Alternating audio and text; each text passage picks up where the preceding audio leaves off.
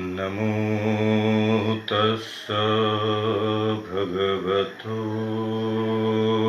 अरहतो सम्मा सम्बुद्धस्स। नमो तस्स भगवतो अरहतो सम्मा सम्बुद्धस्स। नमो तस्स भगवतो अरहतो सम्मा सम्बुद्धस्स।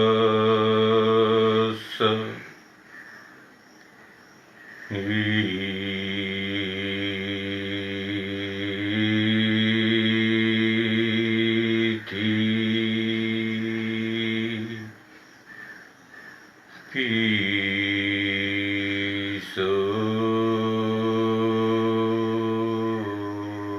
Buddha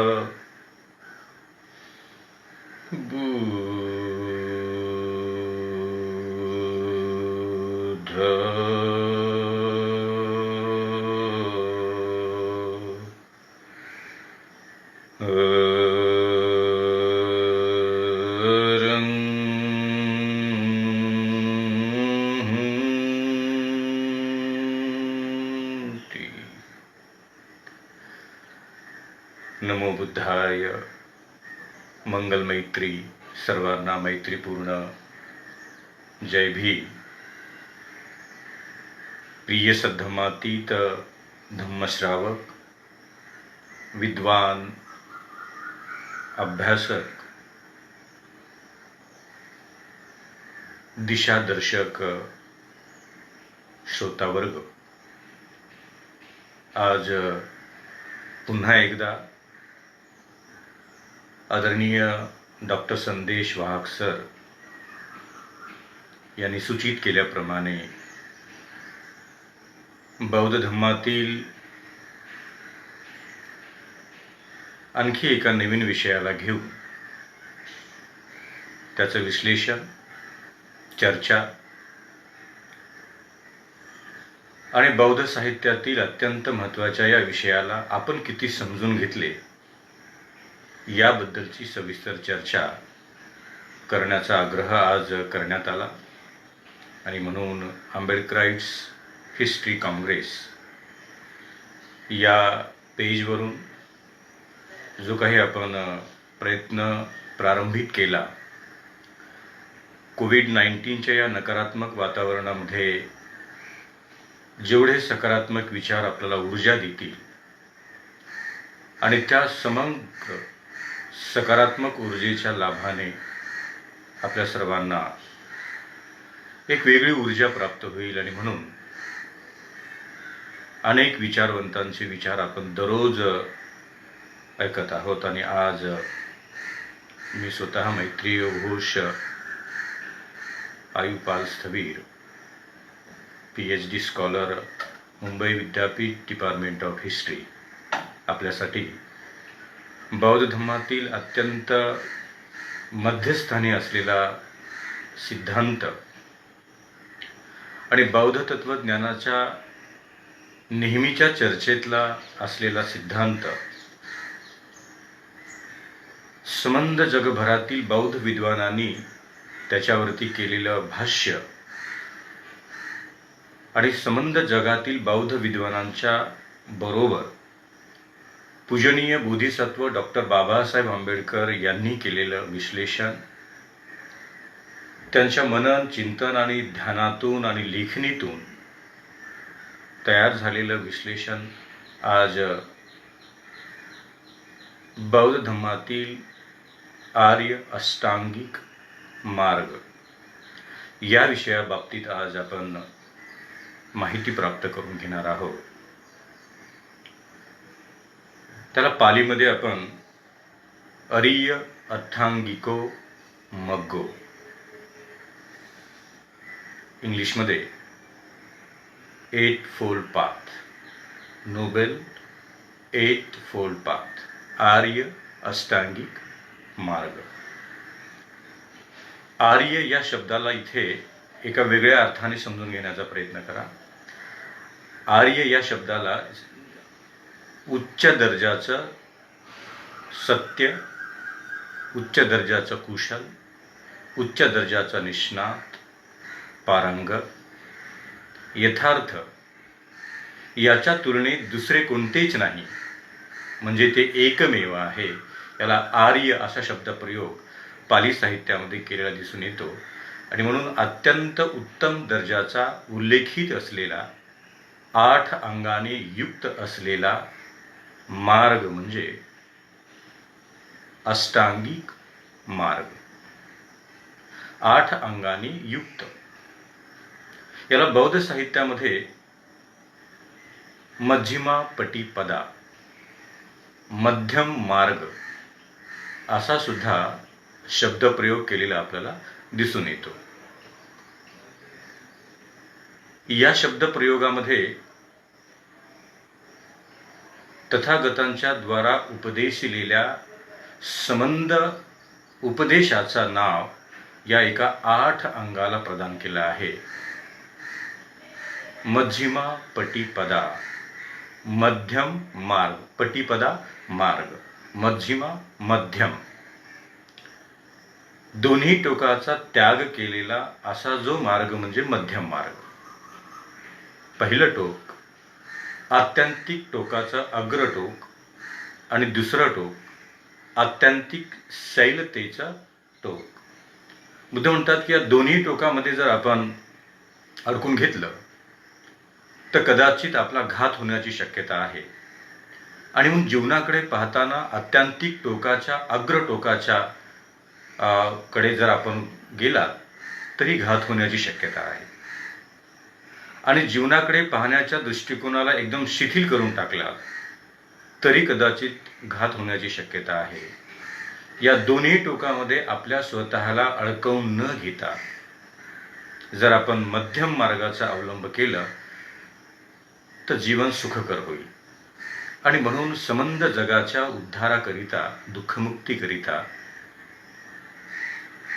संबंध जगाच्या मानसिक सुख स्वास्थ्याकरिता बुद्धांनी त्यांच्या धम्ममार्गातून प्राप्त झालेल्या तत्वज्ञानाला मध्यम मार्ग रूपाने, आर्य अष्टांगिक मार्ग रूपाने, आर्य अथांगिको मग्गो या रूपाने या निसर्गासाठी प्रकाशित केले. याचा दोन्ही प्रकारे अभ्यास करण्यात आला. एकीकडे थेरवादी परंपरा की जी बुद्ध काळापासून या अष्टांग मार्गाचं रक्षण, पालन, विश्लेषण करत आली. आणि त्याचबरोबर काही पुढे चालून महायानी वर्ग पुढे आला आणि महायानी वर्गाने त्यांच्या पद्धतीने त्याला विश्लेषित करण्याचा प्रयत्न केला. बुद्धांनी असं म्हटलं आणि थेरवादी सिद्धांत साहित्यामध्ये याच्या विश्लेषणाच्या बाबतीतला काही संदर्भ दिसून येतो की बुद्ध म्हणतात की हे समग्र जीवनाचा मध्यम मार्ग आहे. आणि महायानी सिद्धांतामध्ये असं म्हटलं गेलं आहे की या अष्टांगिक मार्गाला संबंधित असलेलं एकमेव व्यक्तिमत्व म्हणजे बोधिसत्व. जे बोधिसत्व आहे त्यांच्या जीवनाशी पूर्णत्व देणारा मार्ग म्हणजे अष्टांगिक मार्ग. परंतु थेरवादी परंपरा, थेरवादी विचार, थेरवादी विद्वान, थेरवादी विश्लेषक अशा प्रकारची मांडणी करताना हा अष्टांगिक मार्गाचा सिद्धांत निसर्गातील प्रत्येक व्यक्तीला आवश्यक आहे. बोधिसत्व अवस्थेला पोहोचण्यासाठी बुद्धांनी दिलेल्या मार्गातला हा एक मार्ग असू शकतो. आणि बुद्धत्वाच्या आणि बोधिसत्वाच्या अवस्थेपर्यंत पोहोचण्यासाठी प्रयत्नशील असलेल्या त्या प्रत्येक सत्वाला अष्टांगिक मार्गाचे रक्षण, पालन आणि विश्लेषण आणि अभ्यास केल्याशिवाय बोधिसत्व आणि त्याच्या पुढच्या अवस्थेला प्राप्त करणे मोठे कठीण होते. काही संस्कृत मधल्या विश्लेषकांनी असं म्हटलंय की बौद्ध धर्मातील मोक्ष प्राप्तीसाठी बुद्धांनी मांडलेला मार्ग म्हणजे अष्टांगिक मार्ग. तर संस्कृत साहित्यामध्ये संस्कृतीतल्या भाषेचा आधार घेऊन ज्यांनी विश्लेषण केलंय त्यांनी असं म्हटलेलं आहे की विविध लोकांचा आपला एक मोक्ष प्राप्त करण्याचा मार्ग आहे. आणि मग जैन धर्मात आपला एक मोक्ष करण्याचा मार्ग आहे, हिंदू धर्मात एक वेगळा प्राप्त करण्याचा मार्ग आहे, आणि त्याचबरोबर आपला त्यातला सुद्धा एक मोक्ष प्राप्त करण्याचा मार्ग आहे, असे संस्कृत भाषेचा अभ्यास करणाऱ्या विद्वानांनी पुढे केलं. आता डॉक्टर बाबासाहेब आंबेडकर काय म्हणतात हे तुमच्या माझ्यासाठी अत्यंत महत्वाचे याकरिता आहे की डॉक्टर बाबासाहेब आंबेडकरांचा दृष्टिकोन आणि त्यांच्या दृष्टिकोनातून तयार झालेलं बौद्ध तत्वज्ञान. डॉक्टर बाबासाहेब आंबेडकरांनी समग्र जगातल्या उपलब्ध तत्वज्ञानाचा अभ्यास करून थेरवादामध्ये काय, महायानी परंपरेमध्ये काय, संस्कृतमध्ये काय, पाश्चिमात्य देशातल्या अभ्यास केला जातो, म्यानमारमध्ये कोणता अभ्यास केला जातो, आणि जेव्हा नव्याने पुनश्च एकदा बौद्ध धर्माची स्थापना भारतामध्ये करत असताना नव्याने बौद्ध धर्म स्वीकारून आपण धम्म समजून घेण्याच्या प्रयत्नात असताना त्यांनी कोणता अभ्यास करावा, बाबासाहेबांनी त्याची सुंदर मांडणी केली.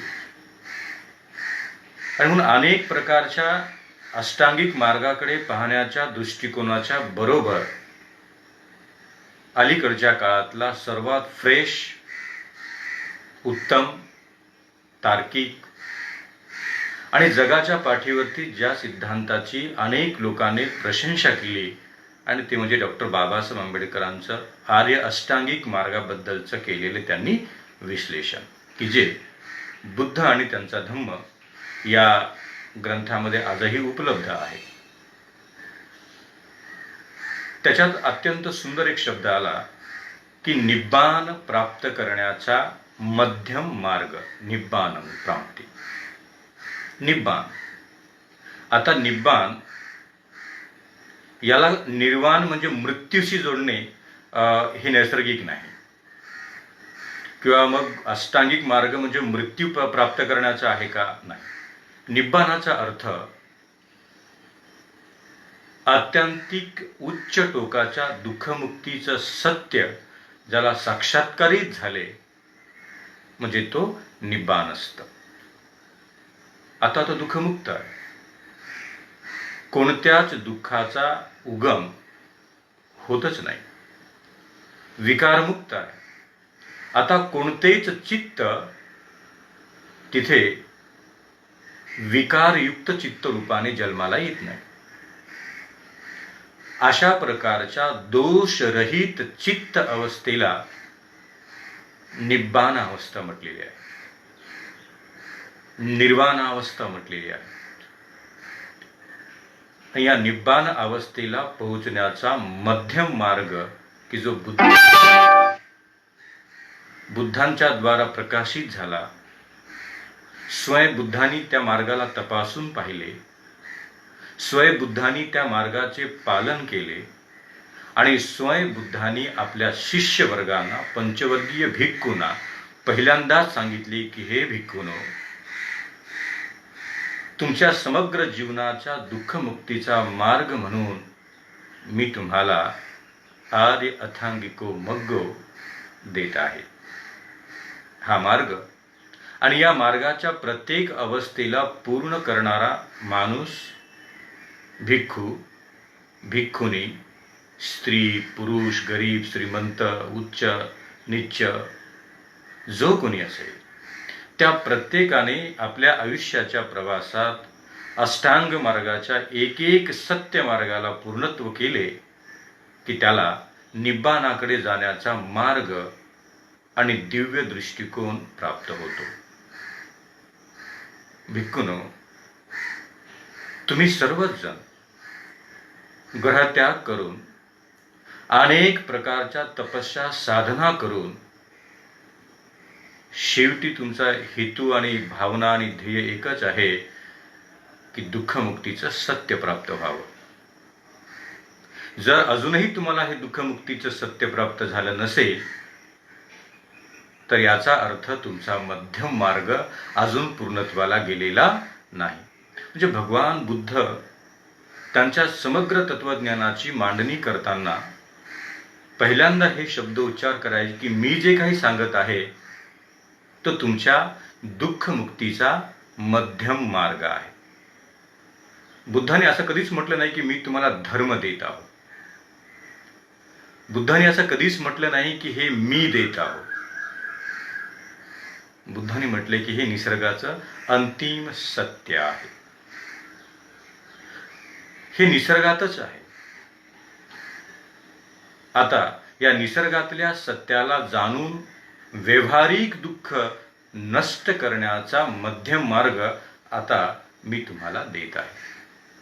जे निसर्गातल्या ह्या उपलब्ध मध्यम मार्गाचा शोध घेऊन 2564 वर्षापूर्वी स्वयं बुद्धांनी त्यावेळेच्या प्रत्यक्ष प्राप्त परिस्थितीतल्या समाजाला आवश्यक त्या विश्लेषणाच्या स्वरूपाने बुद्धाने त्याला सांगितलं. मार्गस्थ रूपाने पंचवर्गीय भिक्खूतील कौंडन्य, वप्प, भदीय, महानाम आणि अस्वजी हे या मार्गावरती अरूढ असल्यामुळे त्यांनी मोठी दीर्घ स्वरूपाने याची प्रॅक्टिस केली. त्याचं इम्प्लिमेंटेशन झालं आणि त्यानंतर त्या अष्टांगिक मार्गाचा स्वयं बुद्धाच्या समोरच त्याचा लाभ झाला. पंचवर्गीय भिक्खू त्यांच्या प्रयत्नाने अरहंत पदाला पोहोचले आणि मग बुद्ध म्हणाले की भिक्खूनो, तुम्हाला ज्ञात झालेले अरहंतत्व, अरहत भाग, निब्बाणाचा भाग, तुम्हाला प्राप्त झालेल्या अष्टांग मार्गाचा अनुभव निसर्गाच्या सर्व दिशेला जाऊन जिथे जिथे त्याची गरज आहे तिथे जाऊन तुम्ही त्याला बीजरूपित करा. हे दुःखमुक्तीचं महान सत्य आता अनंत लोकांपर्यंत जाऊन तुम्ही ते देण्याचं काम करा. आणि पुढे आपल्या लक्षात आलं की प्रचंड मोठ्या प्रमाणामध्ये या मध्यम मार्गाला मार्गक्रमित केल्या गेलेला आहे. आणि म्हणून आज पुन्हा एकदा हे असंच होणार आहे की एकाच स्पीचमध्ये अष्टांगिक मार्गाचे पूर्ण 8 अंग आज आपल्याला समजून घेता येतीलच असा दावा करणे मोठं कठीण होईल. त्याचे 8 अंग आहेत. त्याला म्हटलं अष्टांग 8 अंग, 8 फोल्ड पाथ. विशुद्धतेचा 8 अंगाने युक्त असलेला मार्ग अष्टांगिक मार्ग. या 8 अंगाच्या प्रत्येक अर्थाच्या आसपास दुसऱ्या अंगाचा सहवास आहे. दुसऱ्या अंगाच्या आसपास तिसऱ्या अंगाचा सहवास आहे. प्रत्येक अंग एका दुसऱ्या अंगाला जन्म देते. दुसरे अंग एका तिसऱ्या अंगाला जन्म देते. प्रत्येक एका स्वतंत्र अष्टांग मार्गाच्या अंगातून एक स्वतंत्र विचार पुढे येते आणि त्या विचारातून दुसऱ्या विचाराला जन्म देते. आणि म्हणून ते पूर्ण 8च्या 8ही अंग बुद्धांनी पूर्ण व्यावहारिक स्वरूपातून मांडले आहेत.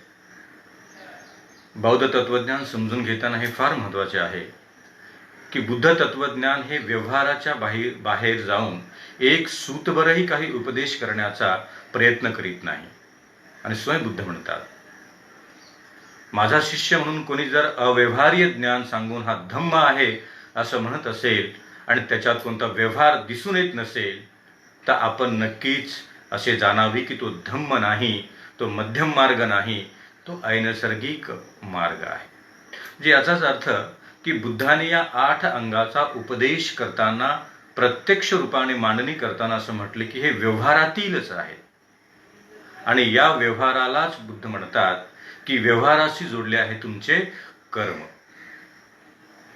जिथे कर्म आहेत तिथे व्यवहार आहे. जिथे कर्म थांबतात तिथे व्यवहार थांबतो. फार सुंदर विश्लेषण आहे. आणि मग कर्माचा, तुमच्या कर्मप्रभावाचा, कर्मविपाकाचा आणि मध्यम मार्गाचा सुंदर असा एक मेळ, संयोग बुद्धांनी घालून दिला. आणि मग बुद्ध म्हणतात की आता व्यवहारिक तुमचं जे जीवन आहे त्या व्यवहारिक जीवनाला परिशुद्ध करणारा मध्यम मार्ग म्हणजे आर्य अष्टांगिक मार्ग.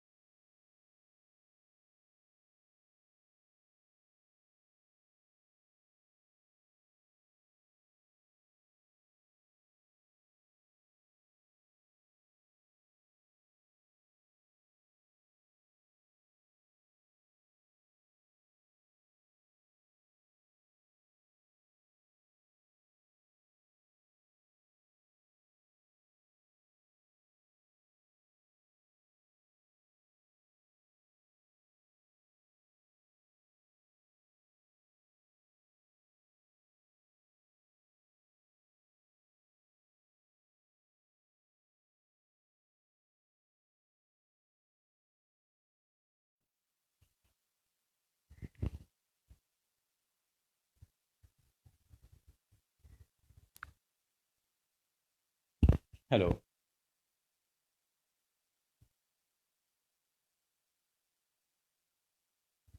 Can you hear me now?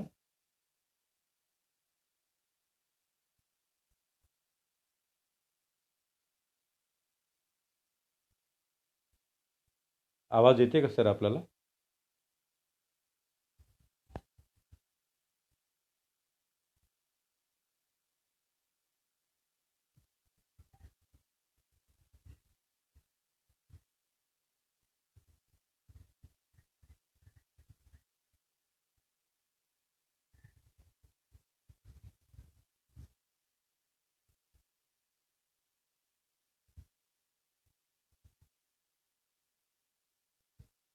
Hello.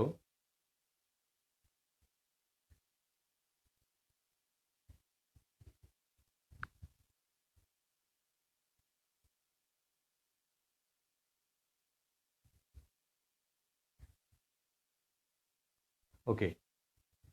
विशेष रूपाने आपण एक 10 मिनटं मी मागे जात आहे.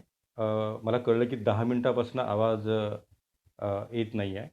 तर आपण मला वाटते की ते कंप्लीट जे विश्लेषण आहे सम्मादिठ्ठी, सम्यक दृष्टी, की जी सम्यक दृष्टीचा विश्लेषणाचा संस्कार आपल्याला पाहताना, जाणून घेताना आपण त्याला तिथून सुरुवात करू की यथार्थ स्वरूपात पाहणे म्हणजे समाधिठ्ठी. जसे आहे तसे समजून घेणे म्हणजे समाधिठ्ठी. त्याच्या यथार्थ अस्तित्वाच्या व्यतिरिक्त कोणतेही काल्पनिक स्वरूपाचे नाव न देणे म्हणजे सम्यक दृष्टी. अर्थात सम्यक दृष्टीचा हा प्रवास आणि सम्यक दृष्टीतून उत्पन्न झालेलं हे ज्ञान आपल्याला एकंदरीतच प्रत्येक गोष्टीचा अनुभव करून देते की आयुष्याच्या प्रवासात जे जे काही तुमच्यासोबत आहे त्याला त्याच्या यथार्थ अस्तित्वानेच पाहावे. काल्पनिक रूपातलं कोणतंही त्याला नाव न देता आपण त्याला जे सम्यक दृष्टी आहे त्या सम्यक दृष्टीने पाहावे. शरीर असेल तर शरीरातल्या प्रत्येक गोष्टीचा, प्रत्येक अंगाचा सुंदर पद्धतीने विश्लेषण केलं आहे की त्या शरीराच्या प्रती केवळ अनित्य भाव म्हणून जर पाहिलं तर स्वतःच्याही शरीराबरोबर आणि इतरांच्याही शरीराबद्दल कोणता मोह उत्पन्न होण्याऐवजी आपण ते शरीर, हे शरीर केवळ निसर्गाने दिलेला एक जीवन जगण्याचा भाग आहे, त्याच्यात जर मी आसक्त झालो तर दुःख उत्पन्न होईल, मी मोहित झालो तर दुःख उत्पन्न होईल. अर्थात यथार्थ स्वरूपाच्या पद्धतीने आपल्याला मिळालेला देह आणि इतरांना प्राप्त झालेला देह, या दोघांच्याही देहाकडे जो मनुष्य यथार्थ स्वरूपात पाहतो आणि त्याच पाहण्याच्या दृष्टिकोनातून तो कधी दुःखी होत नाही, निराश होत नाही. आणि मग त्याच सम्यक दृष्टीला बुद्धाने उपदेशित केलं की ही प्रत्येक ठिकाणी लागू पडते. अन्नाच्या प्रती, फूडच्या प्रती, कपड्याच्या प्रती, आवडी निवडी, सवयी, दृश्य, प्रत्येक गोष्ट सम्यक दृष्टी या सिद्धांताला आपण जर समजूनच घेतली नाही तर कदाचित प्रत्येक क्षणाला दुःख उत्पन्न होऊ शकते. आणि जर सम्यक दृष्टी समजून घेतली तर मनुष्य निसर्गामध्ये प्रत्येक ठिकाणी आपल्या स्वतःला समायोजित करून जगू शकतो. आणि मग आपल्याला माहिती आहे की आपल्या आयुष्याच्या प्रवासात ज्या ज्या गोष्टी लाभल्या त्या प्रत्येक गोष्टीला सम्यक दृष्टिकोनातून पाहिले तर मनुष्य आपल्या दैनंदिन जीवनात उत्पन्न होणाऱ्या दुःखावरती मात करू शकतो. जर त्याची दृष्टी आणि त्याचा दृष्टीभेद मिथ्या स्वरूपात उत्पन्न झाला तर तो कुठेही सुखी राहू शकत नाही, तो दुसऱ्यांनाही सुखी ठेवू शकत नाही. आणि मग बुद्ध म्हणतात की सम्यक दृष्टीचा जिथे जिथे अभाव आहे तिथे दररोज दुःख उत्पन्न होते. आणि जिथे जिथे आयुष्याकडे पाहण्याचा सम्यक दृष्टिकोन आहे तिथे प्रत्येक वेळेला दुःख तर उत्पन्न होईल, पण उत्पन्न झालेल्या दुःखावरती मात करण्याचा प्रयत्न त्या व्यक्तीकडून केला जातो. आणि म्हणून दुःख आणि यथार्थ सुख या दोन शब्दातला भेद समजून घेण्याचं काम सम्मादिठ्ठी करून देते. दुःखाची व्याख्याच करता नाही आली तर कळणार नाही की दुःख काय आहे. आणि मग सम्यक दृष्टी तुम्हाला प्राप्त झालेल्या दुःखाला ते कोणते दुःख आहे याचा यथार्थ विश्लेषण करते. आणि सुख जर तुमची सम्यक दृष्टी जागृत असेल तर तुम्हाला प्राप्त झालेलं सुख हे सुख किती आणि कोणत्या स्वरूपाचं आहे याचं विश्लेषण करते. आणि मग बुद्ध म्हणतात दुःख आणि सुख या दोघांमध्ये त्या दोन्ही गोष्टींना समजून घेण्याचं काम ही सम्यक दृष्टी करते. सम्यक दृष्टी करते. जर सुखाची परिभाषा समजली नाही तर कदाचित या निसर्गातले लोक अनेक रूपाच्या दुःखाला सुख मानतील आणि दुःखातच आपलं आयुष्य घालवतील, कारण दुःखामध्येच त्यांना आनंद वाटला आणि दुःखातच त्यांचा मृत्यू झाला. जे लोक निसर्गातल्या उपलब्ध क्षणिक सुखालाच भाळतील आणि हेच आंतरिक सुख आहे असं म्हणून त्या क्षणिक सुखामध्येच अनेक वर्षानुवर्षाचं आयुष्य घालवतील आणि क्षणिक सुखाच्याच मागे धावत धावत आयुष्य संपवतील, जिथे सम्यक दृष्टीचा जन्म झालाच नाही तिथे सुख आणि दुःख या दोन्ही शब्दाचं विश्लेषण त्या व्यक्तीला, त्या भिक्खूला, त्या स्त्री पुरुषाला करणं बुद्ध म्हणतात शक्य नाही. आणि मग सम्यक दृष्टी या महान सत्याचा आविष्कारित करताना बुद्ध म्हणतात की ज्यांना ज्यांना सम्यक दृष्टी प्राप्त झाली त्यांनी दुःखाला दुःख म्हटलेलं आहे. हे दुःख आहे. आणि जे सुख मिळालं आहे त्याला सुख म्हटलेलं आहे. ही सम्यक दृष्टीचं अंग समजून घेताना आपण प्रामुख्याने एक भाग लक्षात घेऊया. कदाचित मला आज ही पूर्ण संपवता येणार नाही आहे.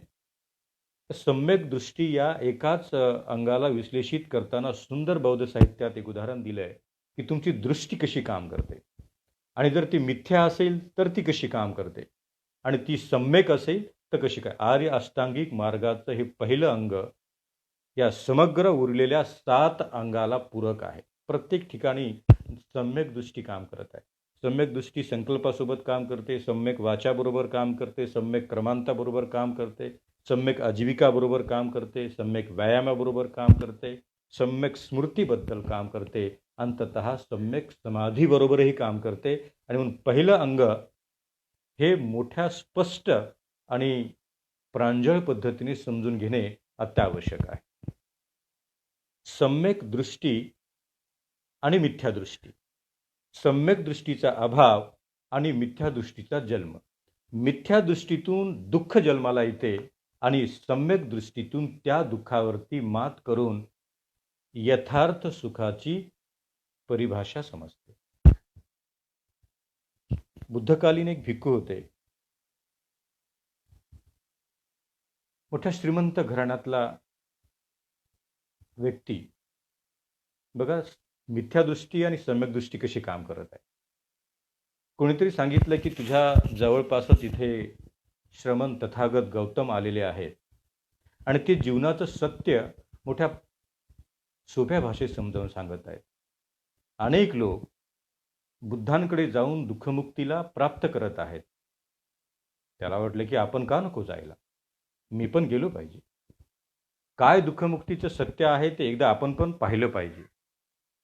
आणि मग ते तथागताकडे जातात आणि तथागतांचं पहिलं उपदेश ऐकून त्यांचं मन मोठं भारावून गेलं. बुद्धांकडे गेले, डाव्या बाजूला बसले, 3 वेळा प्रणाम केला आणि त्यांनी तथागतांना विनंती केली की भगवान तुम्ही मला तुमचा अजन्म शिष्य बनवा. काही नाही संसारामध्ये, पत्नी, मुलं, बाळ, संसार, धन, संपत्ती सारं अनित्य आहे. मी पहिल्याच तुमच्या प्रवचनातून सारं सत्य मला समजलं. आता मला घरी जाण्याची इच्छा नाही. तथागत म्हणाले की एवढ्या मोठ्या टोकाचं वैराग्य तुम्हाला एकाच साधनेतून मिळालं, काही हरकत नाही. त्याला यही भिक्कवे असा शब्द उच्चार केला, त्याचं मुंडन केलं, त्याला काशाय वस्त्र दिलं. तो मोठा प्रसन्न राहिला. 1 दिवस गेला, 2 दिवस गेला, थोडासा काळ गेला, 5 दिवस गेला, 1 सप्ताह गेला आणि 1 सप्ताहानंतर आता त्याची जुनी दृष्टी जन्माला आली. आणि त्याने आता कल्पना करायला सुरुवात केली की काय हे वैराग्याचं जीवन आहे. 1 सप्ताहापासून मी एकाच रंगाचे हे वस्त्र परिधान करत आहे. एका सप्ताहापासून मी केवळ साधनेमध्येच गर्क आहे. एका सप्ताहापासून ना मला कोणतं स्त्रीचं सौंदर्य पाहायला मिळालं, मला कोणतं रूप पाहायला मिळालं, मला कोणता आवाज ऐकायला मिळाला. काय आयुष्यामध्ये आहे म्हणे, केवळ नैराश्य आहे. आणि अशा प्रकारचं नैराश्य असलेला मार्ग मला नको. आणि ते तथागताकडे गेले आणि तथागतानं म्हटले, माफ करा मला, तुमच्या मार्गामध्ये इथे काहीच दिसून येत नाही. मी 1 सप्ताहापासून दुःखमुक्तीचं सत्य शोधतोय, पण मला मिळत नाही, उलट मी दुःखी होत आहे. बुद्धाने विचारलं, का दुःखी होतात? म्हणे, भगवान, संसारातलं सुख महान सुख आहे. पत्नीचं सुख, मुलाचं सुख, संपत्तीचं सुख, नौकर चाकराचं सुख, राजमहालाचं सुख, संगीतातलं सुख, अनेक नर्तिकांचं सुख, सुखच सुख आहे, सुखच सुख आहे. भगवान, हे तुमचं वस्त्र परत घ्या आणि मला त्या सुखात जाऊ द्या. तथागत म्हणाले, काही हरकत नाही, वस्त्र परत करा, तुम्ही परत संसारात जा. तो व्यक्ती परत संसारात गेला. अनेक दिवस त्याने पती पत्नी याचं सुख पाहिलं. मुलं, घर, संसार, पैसा, संपत्ती, नौकर, चाकर, साऱ्या भौतिक गोष्टी, राजनर्तिका, नर्तिका, संगीत, मौज मजा, खा प्या, मौज मजा करा. पुन्हा काही कालावधी गेला आणि पुन्हा तो म्हणाला, काय ते जीवन होतं तथागतांच्या सोबतचं. कशाची चिंता नाही, ना रंगाची चिंता, ना कपड्याची चिंता, ना रूपाची चिंता, ना सौंदर्याची चिंता. कोणती राणी गेली, कोणती राणी आली, कोणती स्त्री गेली, काही चिंता नाही, चिंतामुक्त जीवन. काय पडलं म्हणे या संसारामध्ये? या संसारात केवळ दुःख आहे, राग आहे, लोभ आहे, मोह आहे, क्रोध आहे, संताप आहे. इथे काही पडलं नाही. मी पुन्हा तथागताकडे जातो आणि मी तथागताच्या धम्मात दुःखमुक्तीला प्राप्त करतो. पुन्हा ते तथागताकडे आले. ही सम्यक दृष्टी कशी काम करत आहे? ही सम्यक दृष्टी काम करताना त्या व्यक्तीला एकाच क्षणी उत्पन्न झालेली सम्यक दृष्टी आणि दुसऱ्या क्षणी उत्पन्न झालेली मिथ्या दृष्टी, आता त्यातला भेद न कळल्यामुळे भिक्खू होऊन पत्कारलेलं वैराग्याचं सुख महान आहे का पत्नीच्या सोबत राजमहालात राहून मिळालेलं सुख महान आहे? या 2 दृष्टीतला भेद न कळाल्यामुळे कधी त्याने म्हटलं, भिक्खूच्या जीवनातलं सुख मोठं महान आहे, मला भिक्खू व्हायचं. आणि भिक्खूच्या आयुष्यात जर भौतिक सुखाची आठवण झाली तर त्याने म्हटलं की नाही, ते भौतिकच सुख मोठं महान आहे, मला त्या सुखाचा उपभोग घ्यायचा. बुद्धांनी मात्र त्याला कधीच रोखलं नाही. असं 7 वेळा घडलं. तो 7 वेळा बुद्धाकडे आला आणि 7ही वेळा बुद्धाच्या मार्गाचा त्याग करून संसारात गेला. आणि आता मात्र शेवटची वेळ आली. या 7ही दिवसाच्या प्रवासामध्ये तो झोपेतून कधी कधी उठायचा आणि काय ते सुख, काय ते सुख, काय ते सुख म्हणायचा. आणि भिक्खू विचारायचं, कोणतं सुख? सुंदर माझ्या पत्नीचं सुख, सुंदर माझ्या मुलाचं सुख, सुंदर माझ्या संपत्तीचं सुख, ऐश्वर्याचं सुख, राजनर्तिकांचं सुख. साऱ्या सुखाचं तो विश्लेषण करायचा. सारे भिक्खू मोठ्या मोठ्याने हसायचे आणि मग बुद्धांकडे तक्रार करायची की भगवान, सकाळच्या प्रहरी ह्या भिक्खूने निद्रेतून जागे झाले आणि मोठ्या मोठ्याने काय ते सुख, काय ते सुख म्हणत हसत होते. आम्ही विचारलं, कोणतं सुख? तर त्यांनी त्या सुखाचं विश्लेषण केलं. पत्नीचं सुख, मुलाचं सुख, संपत्तीचं सुख, सत्तेचं सुख, नौकर चाकरांचं सुख. भगवान, त्या सुखाची त्यांनी खूप प्रशंसा केली. बुद्ध ऐकत होते. 7 वेळा तो गेला, 7 वेळा आला आणि 7व्या वेळेला सकाळच्या प्रहारी तो जागा झाला आणि अचानकच मोठ्या मोठ्याने तो म्हणायला लागला, काय ते सुख, काय ते सुख. नेहमीप्रमाणे भिक्खूला वाटलं की अरे, याला याच्या पत्नीची आठवण आली, याला संपत्तीची आठवण आली, राजमहालाची आठवण आली, राजनर्तिकांची आठवण आली, नौकर चाकरांची आठवण आली, विविध प्रकारचं मिष्टान्न ग्रहण करण्याची याला आठवण आली. आणि म्हणून त्या आठवणीत तो मोठ्या मोठ्याने ओरडत आहे, काय ते सुख, काय ते सुख. पुन्हा सकाळी सभा भरली, तथागत आले, सारे भिक्खू बसले आणि भिक्खूंकडे त्याची तक्रार करण्याचं एक कारण होतं. आणि पुन्हा एका भिक्खूने उठले आणि पुन्हा भिक्खूने तक्रार केली. तथागत हा भिक्खू पुन्हा एकदा सकाळच्या प्रहारी पहिल्या प्रहारी जागा झाला, उठला आणि मोठ्या मोठ्याने ओरडत होता, काय ते सुख, काय ते सुख, काय ते सुख. सारे भिक्खू हसू लागले. आता बुद्ध मात्र इथे दिलगंभीर होते. यावेळेला बुद्ध मोठे शांत होते आणि त्या हसणाऱ्या आणि साऱ्या भिक्खूंच्या प्रती बुद्ध म्हणाले, भिक्खूनो, काय ते सुख, काय ते सुख हे शब्द तुम्ही आज तुमच्या कर्णपटलावर ऐकले आणि त्या शब्दाबद्दल तुम्हाला हास्य येत आहे. आता तुमचे हास्य तुम्ही थांबवा, ही चेष्टा थांबवा.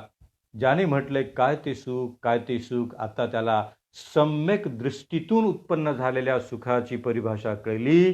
भिक्खूनो, आता तो आर्य बुद्धपुत्र अरहंत झाला आहे.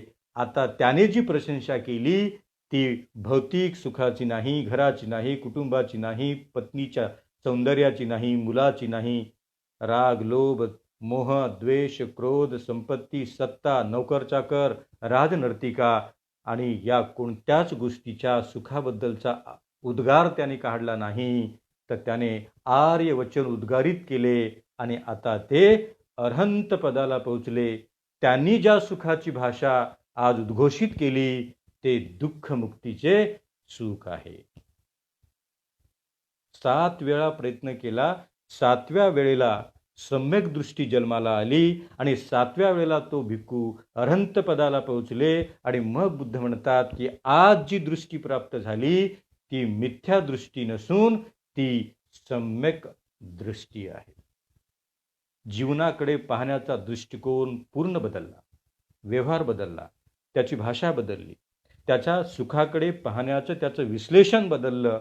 आणि मग बुद्ध म्हणतात की या दृष्टीचा जन्म देणे अर्थात मिथ्या दृष्टीला संपवणे आणि ज्यांनी आपल्या जीवनाकडे तेवढ्या उच्च आणि सकारात्मक दृष्टीने पाहण्याचा प्रयत्न केला त्या लोकांना सम्यक दृष्टीची नजर प्राप्त झाली आणि ते दुःखमुक्त झाले. दुःखमुक्तीच्या अंतिम टोकाला प्राप्त करण्याच्या दृष्टीला बुद्धाने म्हटलं आहे सम्मा दिठ्ठी, सम्यक दृष्टी. दुःख काय आहे, दुःख समुदाय काय आहे, दुःखाचे कारण काय आहे, दुःख निरोध कोणता आहे आणि दुःख निरोधगामिनी प्रतिपदा कोणता आहे, या 4 आर्य सत्याच्या मार्गाला समजून घेण्याच्या दृष्टीला बुद्ध म्हणतात सम्मा दिठ्ठी, राईट व्ह्यू, सम्यक दृष्टी. या सम्यक दृष्टी उत्पन्न होण्याने मिथ्या दृष्टीला नष्ट करता येते. मुळातच सम्यक दृष्टीचा अभाव असेल तर माझ्यामध्ये मिथ्या दृष्टी आहे आणि मिथ्या दृष्टी जर असेल तर मी प्रत्येक गोष्टीमध्ये माझ्या अंतिम सुखाची गोष्ट मी शोधत राहील. एक क्षणभर माझ्या जिभेवरती जे फूड आहे ते जर फूड आहे हे समजलं नाही तर त्या फूड याच्यामध्ये माझी आवड मी शोधेल, माझी निवड शोधेल. माझ्या प्रिय आवडीचं जर अन्न असेल तर मी खूप आनंदाने ग्रहण करेल आणि मला ते आवडीचं अन्न नसेल तर मी ते दुःखाने ग्रहण करेल. आणि बुद्ध म्हणतात जर त्या खाण्याच्या प्रती उत्पन्न झालेली दृष्टी जर अन्नाच्या व्यतिरिक्त असेल, म्हणून बुद्धाने भिक्खूंना सुंदर, तुम्हाला जमलं तर भिक्षुके पात्र नावाचं एक पूज्य भदंत आनंद कौशल्यांजी यांचं फार मोठं प्रसिद्ध एक पुस्तक आहे. त्याच्यामध्ये भिक्खूनो, तुम्ही तुमची दररोज करत असलेल्या भोजनाच्या प्रती जर मिथ्या दृष्टी उत्पन्न कराल तर दररोज भोजन करताना दुःख उत्पन्न होईल. आणि भोजनाच्या प्रती यथार्थ दृष्टी उत्पन्न कराल म्हणजे सम्यक दृष्टी, भोजन हे केवळ माझं औषध आहे. भोजन ग्रहण केल्यानंतर मला केवळ आणि केवळ माझं शरीर यंत्रणा चालण्यासाठी ऊर्जा मिळणार आहे, याच्या व्यतिरिक्त दुसरे काही नाही असे म्हणून जर तुम्ही ते अन्न ग्रहण केले तर ते तुम्हाला अन्न म्हणून ग्रहण करता येईल. आणि जर त्याच्या व्यतिरिक्त तुमच्या जिभेतून उत्पन्न झालेली लालसा पूर्ण करण्यासाठी जर तुम्ही अन्न ग्रहण करत राहिलात तर ती लालसा आयुष्यभराच्या प्रवासात कधीच पूर्ण होणार नाही. आणि म्हणून भोजनाच्या प्रती उत्पन्न झालेली मिथ्या दृष्टी तुम्हाला दररोज दुःख देईल आणि भोजनाच्या प्रती उत्पन्न झालेली सम्यक दृष्टी तुम्हाला भोजन हे भोजन आहे, ते अप्रिय आहे, ते प्रिय आहे, ते स्वादिष्ट आहे, ते रुचकर आहे, ते स्वादिष्ट नाही या कोणत्याही परिभाषेमध्ये तुमचं मन अडकून बसणार नाही. भोजन हे भोजन आहे. तुमच्या दैनंदिन जीवनातलं जर उदाहरण घेतलं, भोजनाच्या प्रती मिथ्या दृष्टी उत्पन्न झाली तर तुमच्या घरी दररोज भांडणं होती. हे मला आवडत नाही, हे का बनवलं, इथून सुरू होईल. जे आवडते ते मला प्राप्त झालं नाही, सुरू झाली भांडण. जे पाहिजे ते बनवता आलं नाही, त्याची चव बिघडली, त्याचं हे बिघडलं, त्याचं ते, आणि म्हणून या पद्धतीने भोजनाच्या प्रती उत्पन्न झालेला आवडीनिवडीचा मिथ्या दृष्टिकोन मला दररोज दुःखामध्ये टाकेल, क्षणाक्षणाला दुःखामध्ये टाकेल, आणि त्या भोजनाच्या प्रती उत्पन्न झालेला लोभ मला पुन्हा पुन्हा पुन्हा पुन्हा त्या माझ्या लोभाला पूर्ण करण्यासाठी आयुष्यभर मला दुःखात टाकेल. भिक्खूनो, तुमच्या पात्रात पडलेलं अन्न हे तुमच्या जीवनाला भूक नावाचा रोग मिटवणारं औषध आहे, आणि म्हणून त्याला चवीचा संबंध जोडू नका. सुंदर उपदेश केला. ज्यांना ज्यांना आपल्या भोजनातली मिथ्या दृष्टी संपली, बुद्ध म्हणतात त्यांच्या भोजनात बरोबर मात्रा आहे. आणि म्हणून आपल्या आयुष्याच्या प्रवासात व्यवहारातली प्रत्येक गोष्टीच्या सोबत जर सम्यक दृष्टिकोन असेल तर सुखाची प्राप्ती, अनंतत्वाच्या संस्काराची प्राप्ती, निब्बाणाच्या संस्काराची प्राप्ती, आणि जर तुमच्या भोजनाच्या प्रती आणि जर तुम्ही मिथ्या दृष्टिकोन उत्पन्न केला तर नैराश्य, उदासीनता, केवळ माझ्या आवडीनिवडीचा विषय म्हणून दररोज त्याच्यातून वाद विवाद, संघर्ष, भांडण आणि दुःख उत्पन्न होईल. आणि म्हणून जीवनातल्या प्रत्येक कर्म आचरणाच्या प्रती निर्माण झालेला सम्यक दृष्टिकोन सुखाला जन्म देतो, आणि निर्माण झालेला मिथ्या दृष्टिकोन आपल्या दुःखाला जन्म देतो. माफ करा मला की आज हे पूर्ण करता आले नाही. 7 अंग अजूनही बाकी आहेत. मी डॉक्टर संदेश वाहक आणि त्यांची टीम यांना मी आग्रह करेल की कदाचित पुढील काही वेळ सम्मा संकप्पो, सम्मा वाचा, सम्मा कमंतो, सम्मा जीविका, सम्मा व्यायामो, सम्यक स्मृती, सम्यक समाधी या प्रत्येक अंगाला कदाचित एक लेक्चर देण्याची गरज आहे. तेव्हा अष्टांगिक मार्ग आपल्याला समजून घेता येईल. आणि म्हणून आज कोणतीही घाई न करता सम्यक दृष्टी याबद्दल आपण चर्चा केली. जेव्हा कधी पुन्हा भेटूया त्यावेळेला आपण सम्यक संकल्प, सम्मा संकप्पो, राईट इंटेन्शन या गोष्टीबद्दल आपण चर्चा करूया.